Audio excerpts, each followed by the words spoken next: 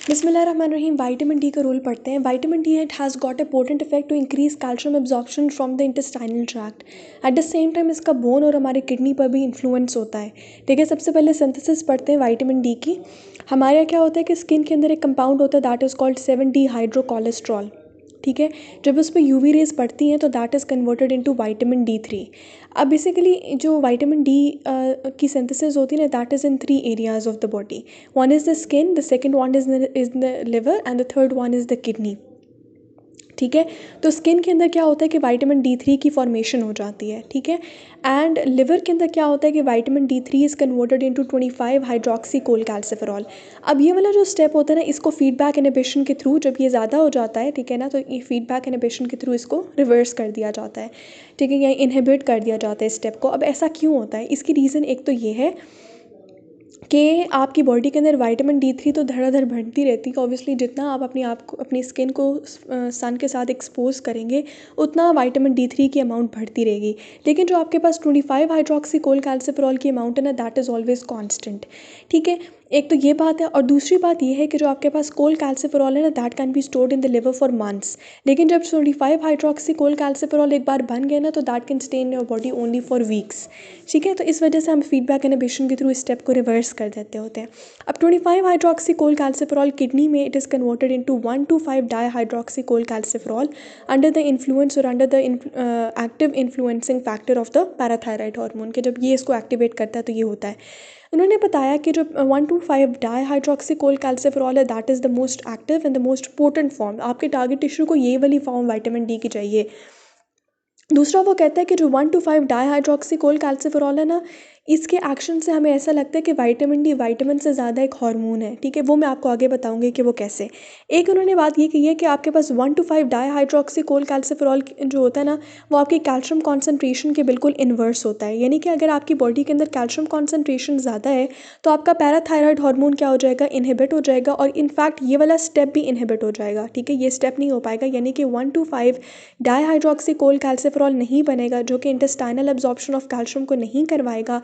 फिर क्या होगा कि आपका ये जो इंक्रीज्ड कैल्शियम लेवल है वो दोबारा नॉर्मल या नीचे की तरफ आ जाएगा। ठीक है, दूसरा मैं आपको एक बात बता रही थी कि भाई ये 1 to 5 डाईहाइड्रोक्सी कोलकैल्सिफेरॉल एक हार्मोन के तौर पर फंक्शन करता है। हम जानते हैं कि हार्मोन क्या होता है कि बॉडी में किसी एक साइड पे प्रोड्यूस होता है और फिर अपने टारगेट ऑर्गन्स पर एक्ट करता है और फिर वहाँ पे लॉन्ग टर्म इफेक्ट्स कराता है, यानी कि ट्रांसक्रिप्शन के थ्रू लॉन्ग टर्म इफेक्ट्स कराता है। तो बिल्कुल इसी तरह 1 to 5 डाईहाइड्रोक्सी कोलकैल्सिफेरॉल जो होता है वो अपने टारगेट ऑर्गन्स पे जाता है। टारगेट ऑर्गन्स इस केस में क्या है, इंटेस्टाइन है, किडनी है और आपकी बोन्स है। इन इंटेस्टाइन, किडनी और बोन्स पर आपके विटामिन डी के रिसेप्टर्स मौजूद होते हैं, और इन विटामिन डी के रिसेप्टर्स जो होते हैं ना इनके पास एक डीएनए बाइंडिंग डोमेन है और एक इनका एक्स्ट्रा सेलुलर डोमेन है जो कि इस बेसिकली इस 1 to 5 डाईहाइड्रोक्सी कोलकैल्सिफेरॉल या 25 हाइड्रोक्सी कोलकैल्सिफेरॉल से बाइंड करेगा। अगर 1 to 5 डाईहाइड्रोक्सी कोलकैल्सिफेरॉल बाइंड करेगा ना तो इसकी जो बायोलॉजिकल पोटेंसी है ना वो 25 हाइड्रोक्सी कोलकैल्सिफेरॉल से 1000 गुना ज़्यादा है। ठीक है, अब क्या होता है कि ये जब 1 to 5 डाईहाइड्रोक्सी कोलकैल्सिफेरॉल इन विटामिन डी रिसेप्टर्स के साथ जाकर बाइंड करता है तो इस विटामिन डी का जो इंट्रासेलुलर डोमेन है, ठीक है ना, यानी कि डीएनए बाइंडिंग डोमेन है, वो एक रेटिनॉइड एक्स रिसेप्टर के साथ जाकर बाइंड करता है जो डीएनए पर जाकर अटैच होता है और डीएनए से ट्रांसक्रिप्शन कराता है। ट्रांसक्रिप्शन कराकर एक प्रोटीन बनती है जिसका नाम है cal binding, also called as the calcium binding protein. ठीक है, ये हो गया कैल्शियम बाइंडिंग प्रोटीन या कैल बाइंडिंग बनता है। और ये कैल बाइंडिंग से क्या होता है कि ये कैल बाइंडिंग प्रोटीन की फॉर्मेशन किधर होती है, in the intestinal epithelial cells. Intestinal epithelial cells के अंदर क्या होता है कि एक कैल बाइंडिंग प्रोटीन बन जाती है जो कि क्या करती है कि जिसके अंदर फैसिलिटेटेड डिफ्यूजन के थ्रू कैल्शियम जो है वो सेल साइटोप्लाज्म के अंदर चली जाती है। और जब सेल साइटोप्लाज्म के अंदर कैल्शियम चली जाती है तो कैल्शियम की इंटेस्टाइनल एब्जॉर्प्शन हो जाती है। ठीक है, इसी तरह ट्रांसक्रिप्शन के ही थ्रू, ठीक है, by the action of vitamin D, ठीक है ना, कैल्शियम स्टिमुलेटेड एटीपेज और एल्कलाइन फॉस्फेटेज भी in the brush border of epithelial cells, intestinal epithelial cells बन जाते हैं और इसकी वजह से भी इंटेस्टाइनल एब्जॉर्प्शन हो जाती है कैल्शियम की, जिसकी वजह से प्लाज्मा कैल्शियम आयन की कॉन्सेंट्रेशन जो है वो इंक्रीज़ हो जाती है। ठीक हो गया, यहाँ तक हम लोगों ने मेजर बातें कवर कर ली हैं। ठीक है, अब एक दो बातें और रह गई हैं कि इसका अफेक्ट हमने इंटेस्टाइन पे तो पढ़ लिया, इसका अफेक्ट जो है वो हमारे किडनी पे कैसे होता है और इसका अफेक्ट हमारे किडनी और दूसरी की चीज़ क्या बोन पर क्या है वो हम दूसरे पेज से देखते हैं। ठीक है, यहाँ पर यहाँ पर इसने बताया है कि जो विटामिन डी होता है वो कैल्शियम और फॉस्फेट दोनों की एब्जॉर्प्शन। अच्छा, हम लोगों ने कैल्शियम की एब्जॉर्प्शन इन द इंटेस्टाइन तो पढ़ ली। उन्होंने बताया कि विटामिन डी फॉस्फेट की एब्जॉर्प्शन को भी इंक्रीज़ करता है थ्रू द इंटेस्टाइन्स। एक तो by the direct effect of 1,2,5 dihydroxycholecalciferol, और एक हम कह सकते हैं कि सेकेंडरीली जब कैल्शियम की एब्जॉर्प्शन हो रही है तो साथ साथ फॉस्फेट भी कहता है कि चलो यार तुम चल रहे हो मैं भी तुम्हारे साथ ही चलता हूँ, ठीक है। तो फॉस्फेट की भी सेकेंडरी एब्जॉर्प्शन हो जाती है from the hormones actions on calcium absorption with the calcium in turn acting as a transport mediator for the phosphate, ठीक है। तो यहाँ तक हम लोगों ने क्या पढ़ लिया, हम लोगों ने पढ़ लिया कि विटामिन डी किस तरीके से कैल्शियम और फॉस्फेट के एब्जॉर्प्शन को इंक्रीज़ करता है इनसाइड द इंटेस्टाइन्स। अब हमने देखना है कि भाई इसका किडनी पे क्या इफेक्ट है, और इसके बाद हम देखेंगे कि इसका बोन पे क्या इफेक्ट है।